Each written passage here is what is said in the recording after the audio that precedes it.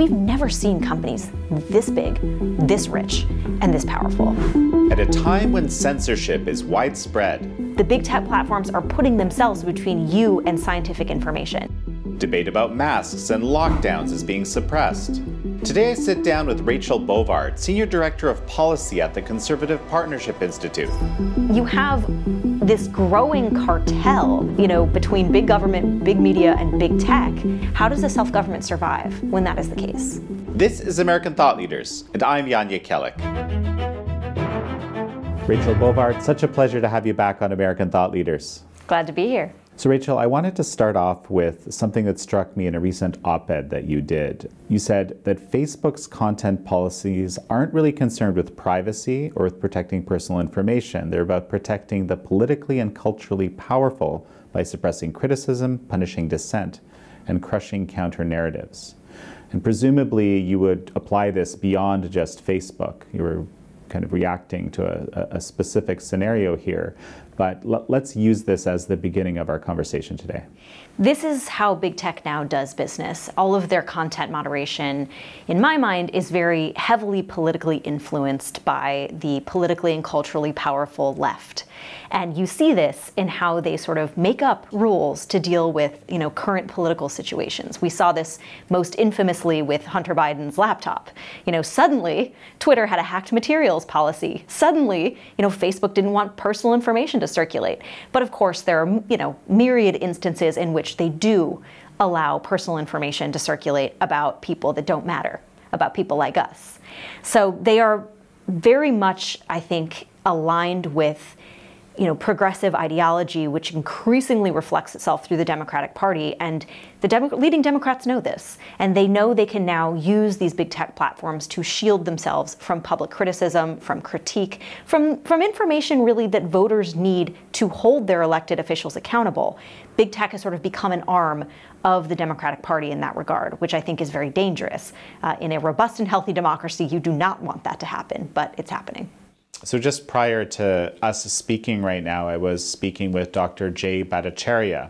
I recently did an interview with him. You were probably familiar with his roundtable that was actually censored by YouTube, the roundtable that actually Governor Ron DeSantis convened with him and multiple other, public health policy experts and epidemiologists. So, I have to sit here thinking, hey, is YouTube gonna let me publish this interview with one of the leading public health experts in America?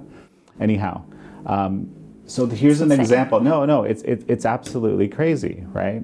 And to your point, a platform like YouTube basically thinks it can make the decision whether, essentially scientifically based information that someone who's a top, probably world expert is deciding on, that they can just kind of remove it at will. Tell me about that first. Yeah, well, I think COVID-19 has really presented us with a case study in how powerful these platforms think they are. Because to your point, they think they can define science, which is in itself a line of inquiry that is constantly changing, right? Scientific discovery depends on overturning previous consensus. It depends on robust questioning and dissent and, facts and unproving, those facts. That's how science moves forward. But YouTube has inserted itself, and I would say all of big tech, not just YouTube, but in this particular instance, YouTube has inserted itself and said, no, we know best. And their justification is, well, we have aligned ourselves with what the World Health Organization has decided about this COVID-19 pandemic. So anything that we think might, go fly in the face of what the World Health Organization has said, or even question what it's doing, now constitutes misinformation. Need I remind you that the World Health Organization last January was telling everyone that COVID-19 was not contagious between humans. So there was nothing to see here. That is who YouTube has aligned itself with. And this has, I think, manifested itself in all kinds of absurd ways. The one you just mentioned, obviously, like leading public health doctors in the United States, cannot be featured on these platforms. Dr. Scott Atlas, one of them, was on the Trump White House COVID-19 task force. And as soon as he was appointed to that task force, all of his previous podcasts, his public speaking, a lot of it was censored from YouTube because he was with the Trump administration, he was a dangerous vector of misinformation. Scott Atlas is a renowned, neuroradiologist affiliated with Stanford University. He is not, the guy telling you to eat a Tide Pod. But yet this is how, YouTube is going to, wield the hammer on, what is dangerous misinformation. Sworn testimony before the United States Senate by medical professionals was censored by YouTube for the same reasons. I mean, the level of absurdity that we've reached with these platforms is, I think, transparently obvious, but you still have people defending them. You still have people saying, well, it's their right to do this. But I think that critique ignores the much broader problem we have when, the big tech platforms are putting themselves between you and scientific information, you and potentially conversations you might want to have with your doctor. They are inserting themselves in that equation, and I think it's very, very dangerous.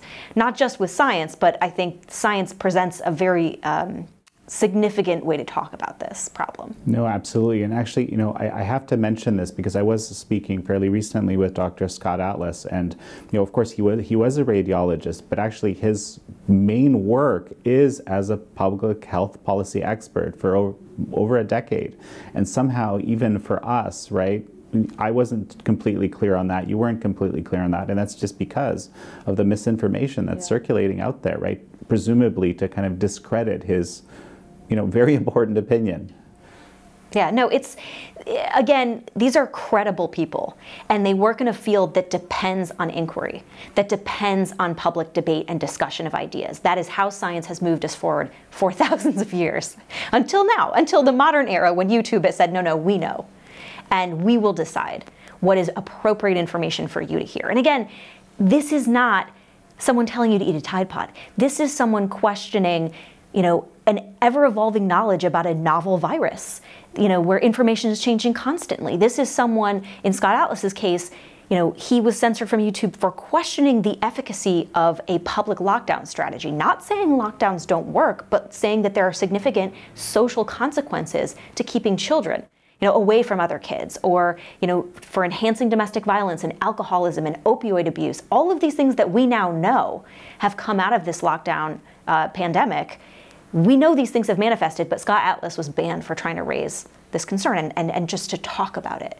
And so this is, again, I keep bringing this back to this, how dangerous this is for a free society to not be able to discuss and debate not only public health, but what public figures are doing, the public policy decisions related to public health. All of this is what democracy is founded on. And you have, again, massive concentrated corporate control over that type of speech. How does a self-government survive when that is the case? So you've just watched a clip from an American thought leader's interview, and as you probably know, I pour my heart and soul into these. YouTube has been censoring some entirely mainstream videos lately, including things like Florida Governor DeSantis' coronavirus roundtable. We've even had some of our own videos removed from YouTube for no clear reason whatsoever. And frankly, I don't find this to be appropriate. I don't find this to be acceptable. I don't want to be sitting around thinking what YouTube may or may not feel like they want to censor. And beyond that even, YouTube has demonetized us for the past 2 months. Ostensibly, we're working to resolve the issue, but our hopes are kind of fading when it comes to this. So what is our response to this? Well, we've started our own platform, Epoch TV. Now, Epoch TV is the premium Epoch Times video platform. It's got American thought leaders, but it also has The Larry Elder Show and Crossroads with Joshua Phillip and a number of other programs. So you can get Epoch TV for this low introductory rate of $4.99 a month. And in so doing, you're actually supporting the Epoch Times as an organization. You're supporting uncensored news. You're supporting groundbreaking investigative reporting. And you're supporting these deep dive interviews that I love doing so much. Yeah, please join us.